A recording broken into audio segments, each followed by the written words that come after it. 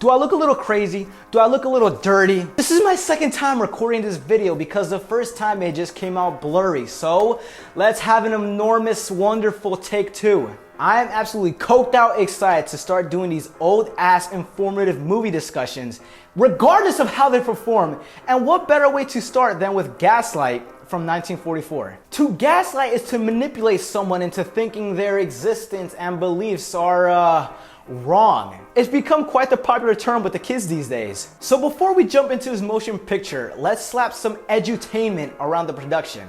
And I'll try not to bore ya. In 1938, a play titled Gaslight was written by British writer Patrick Hamilton.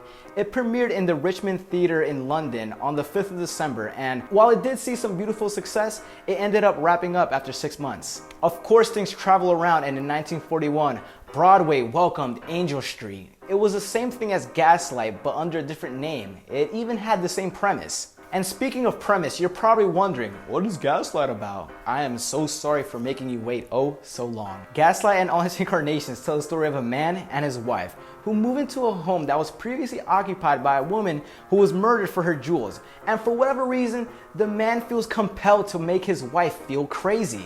Treasure and booty used to do so much to a guy. Let's backtrack a year into 1940 when the British film Gaslight, with no space between the syllable, released. It did well at the time, but what do we, or specifically I, know to prove that? Unlike our main point of focus here of the 1944 film, the British Gaslight followed the play more closely, and when the 1944 film was being produced, Metro-Goldwyn-Mayer actually tried to destroy all copies of the British one. They ultimately failed in doing this, but streaming and rentals weren't around back then, so it's not like there was an easy way to access the 1941. That's what I'm talking about. Gaslight starring Charles Boyer, Ingrid Bergman, Joseph Cotten, May Whitty, and Angela Lansbury's first appearance in a film at the age of 17 to 18. While you or I may not know much about these actors, we gotta put some respect on their names. Ingrid Bergman, first and foremost, was a beautiful lady who was really a star in her day. Let's see who's famous now. Sandra Bullock, Julia Roberts, Anne Hathaway, Jennifer Aniston. You know how you know these people and their names? Ingrid Bergman belonged in this category. You just knew her. Angela Lansbury had an infinitely long career with Murder, She Wrote. She was Mrs. Potts in Beauty and the Beast and had a small cameo in Mary Poppins Returns, which are the only roles I know her from. So to see her career from the start is pretty cool. It's pretty neat, wouldn't you say? As we said, a man, Gregory Anton, and his wife, Paula Anton, move into a home and he slowly manipulates her into thinking she's crazy.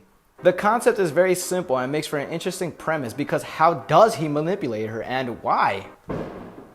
God damn. Now I personally haven't seen too many movies on the topic of gaslighting, which already adds to my piqued interest of wanting to see.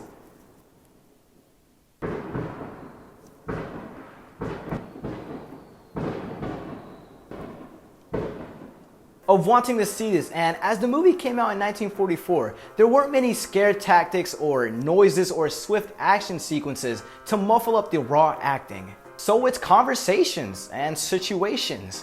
What throws me off as I watch is that I feel like I'm being gaslit. Throughout the movie we see Gregory flirt with her maid Nancy, but is he really flirting?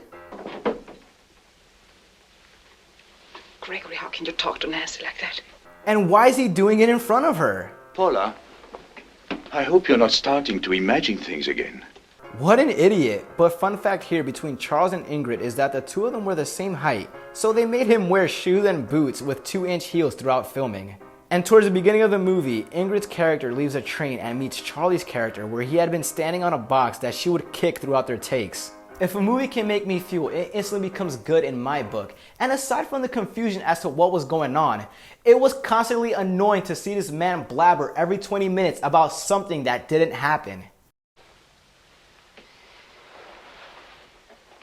Here he's asking her what happened to the painting on the wall, tells her to go find it, and then when she does, he goes. So you knew where it was all the time? So you knew where it was all the time.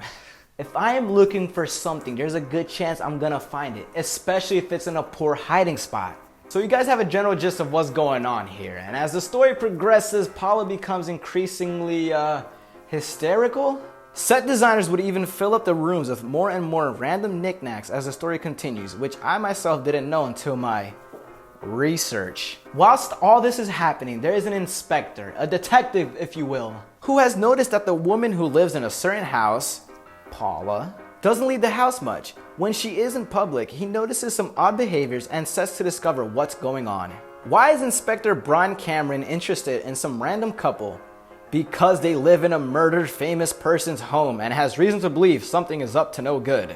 He is our good guy, our superhero, and while I won't spoil the end of the movie, I have to say that the title of Gaslight is very fitting. Even at the climax, the peak of all that is happening, Paula is seemingly gaslit by their cook, Elizabeth, and I just don't get it. Husband Gregory is asking Elizabeth the cook if wife Paula is lying about seeing someone in the house. That's someone being Inspector Gregory whomst Elizabeth opened the door for.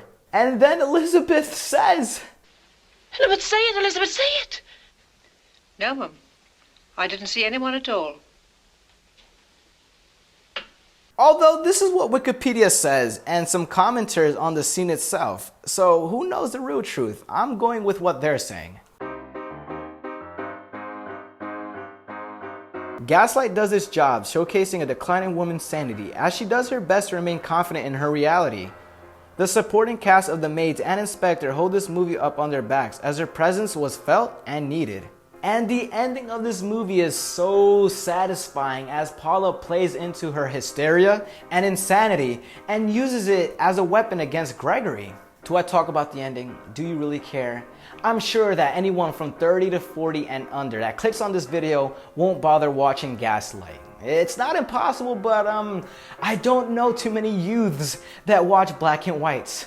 Let me know, this series is still in beta. Please leave a comment, don't be a bot. Much like its 1940 British predecessor, Gaslight was a hit and was critically acclaimed out the ass.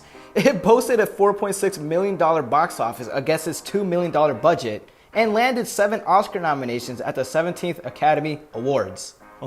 Let's see how many they won.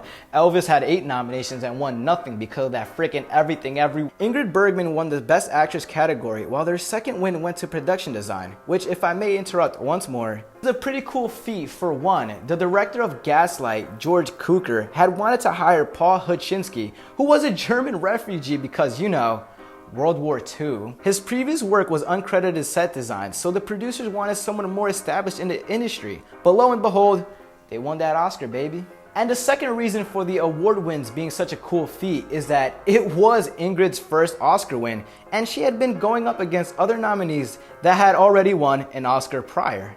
Whether they gave her that win for that reason, we'll never know, but hey, it was the only movie that year to be nominated for Best Actor and Best Actress. Folks, we are nearing the end here, and if I'm being completely honest, through all the accolades I just mentioned, which I recently found out by researching the movie after watching it, this isn't my most favorite oldie, but it was a safe movie to tackle with a, for better or worse, trendy circumstance of gaslighting. I've longed to make content on movies from the 50s and back, so choosing a non-favorite was the best approach I found to see how I could improve or change this series moving forward. What I like about older movies is that there is a history behind them. IMDb has these trivia fun facts that I shared throughout the video, which just helps move the discussion forward. I genuinely would appreciate any comments, or if now you're interested in watching the 79-year-old Gaslight, which funny enough leaves the new HBO Max on May 31st. From background information to fun facts and a chopped up synopsis, I hope you enjoyed this week's video and I hope you come back to the next. If you'd like to support my channel, hit that subscribe button. And as always, love what you like.